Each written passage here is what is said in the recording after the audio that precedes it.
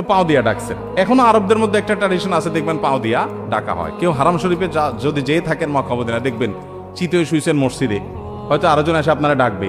তো আমার দেশে তো সুন্দর করে হাত ধরে বলবে ভাই উঠেন, আর ওদের হলো নিয়ম হলো কোন পাও দিয়ে আপনারা গুতা শুরু করবে। আপনি কত বড় বেয়াদব, হারাম শরীফে মানুষকে লাথি মারতেছে, কিন্তু এটা তাদের কালচার।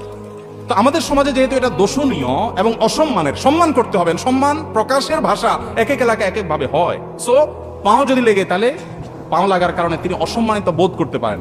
আমি তাকে হাত দিয়ে বোঝানোর চেষ্টা করি, আমি কিন্তু ইচ্ছাকৃত আপনাকে পাও দেই নাই, এটা ভুলে লেগে গেছে, জাস্ট এটা একটা ইঙ্গিতের ভাষা। অতএব এভাবে যদি তাকে হাত স্পর্শ করে বোঝানো হয় যে আপনি আমার বুকের আছেন, আমি আপনাকে ইচ্ছাকৃত লাথি মারি নাই বা পাও লাগাই নাই, তো এটা নাজায়েজ কিছু না।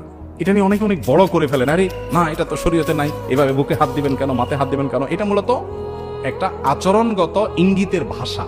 অতএব এভাবে যদি কেউ জানান দেন অসুবিধা নাই, কিন্তু এটাকে শরীয়ত মনে করবেন না। কোরআন